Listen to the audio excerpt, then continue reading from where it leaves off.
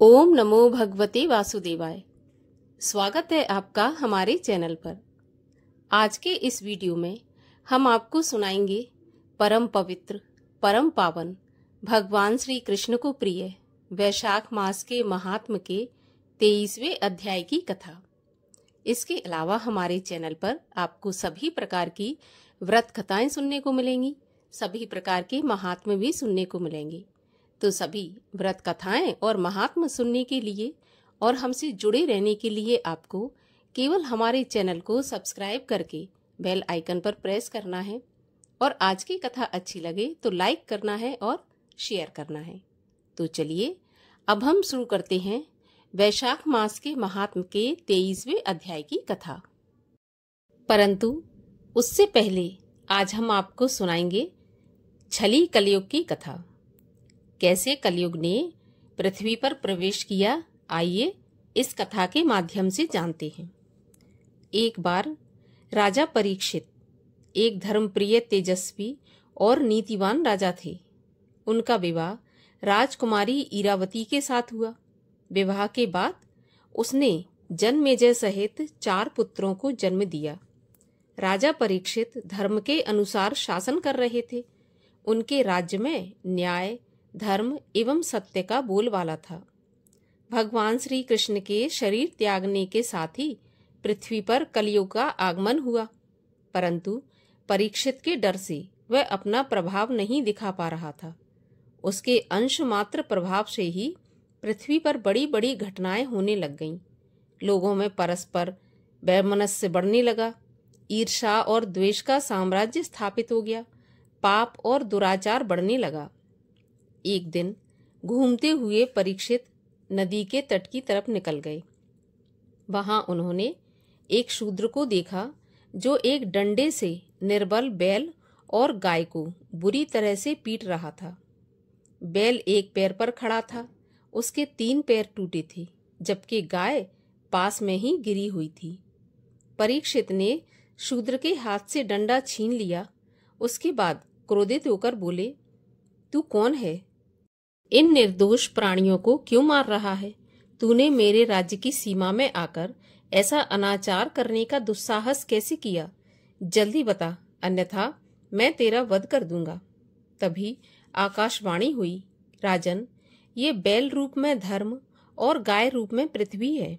पवित्रता, सत्य, दया और तप धर्म के 4 चरण थे, परंतु कलयुग के आगमन से धर्म के 3 चरण टूट गए। अब ये केवल सत्य रूपी चरण पर टिके हुए हैं। इन्हें मारने वाला शूद्र वास्तव में कलयुग है। इसके आगमन से पृथ्वी पर पाप और अनाचार बढ़ जाएंगे। उनका बोझ पृथ्वी को उठाना पड़ेगा। चूंकि कलयुग अधिक शक्तिशाली है, इसलिए ये उसकी प्रताड़ना झेल रहे हैं। हे राजन, अब आप ही इनका उद्धार करें। आकाशवाणी सुनकर परीक्षित अत्यंत विस्मित हुए। फिर तलवार निकालकर कलयुग को मारने के लिए आगे बढ़े। प्राण संकट में देखकर कलयुग उनकी शरण में चला गया और स्तुति करते हुए बोला, राजन, आपके समान तपस्वी और पराक्रमी इस संसार में दूसरा कोई नहीं है। मैं अपने अपराध की क्षमा मांगता हूँ। कृपया शरणागत की रक्षा करें। परम दयालु परीक्षित थोड़ा शांत होते हुए बोले, हे कलयुग, शरण में आए हुए शरणागत की रक्षा करना मेरा कर्तव्य है, परंतु तुम धर्म का नाश करने वाले हो, इसलिए मैं तुम्हें अपने राज्य में प्रवेश नहीं करने दूंगा। तुम इसी समय मेरे राज्य की सीमाओं से दूर चले जाओ। कुटिल कलयुग बातों में मिठास घोलते हुए बोला, राजन, ये संपूर्ण पृथ्वी आपका राज्य है। इसकी सीमाओं से मैं कैसे दूर जा सकता हूँ?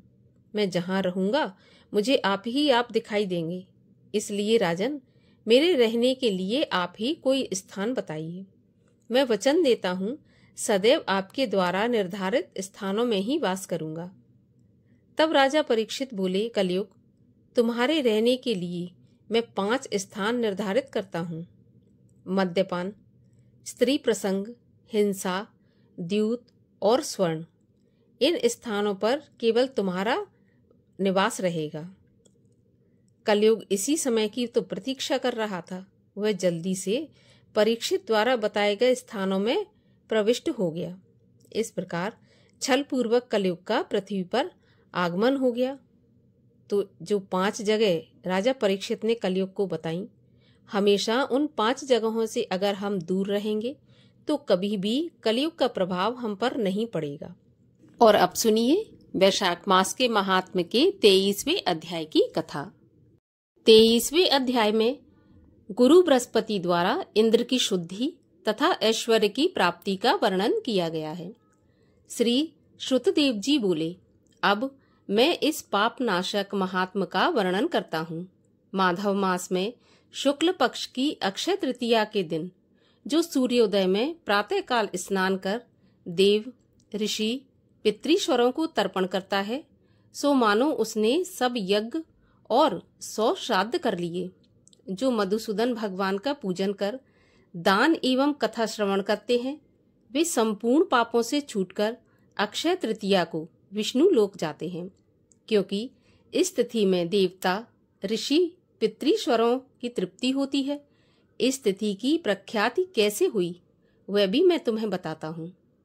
सो हे राजन, तुम ध्यान पूर्वक सुनो।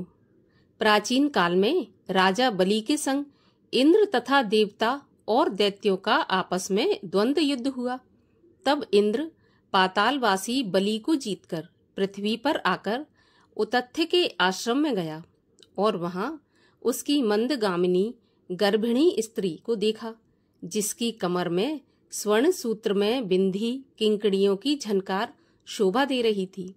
वह अनेक प्रकार के वस्त्र धारण किए, मधुर भाषणी, मंद मंद हास्य युक्त कुंभ के समान पीन कुचों से अपूर्व शोभा दे रही थी।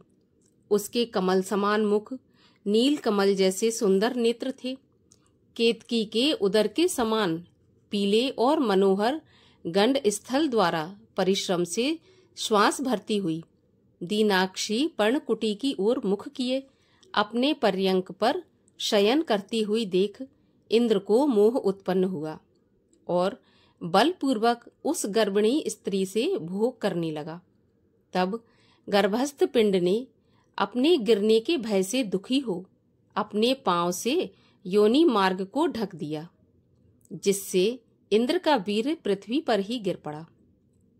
तब गर्भस्थ शिशु पर इंद्र ने महान क्रोध किया और गुस्से के मारे लाल लाल नेत्र करके श्राप दिया कि हे दुर्बुद्धे, तूने पांव से योनि मार्ग को रोका है, इससे तू जन्म से अंधा होगा।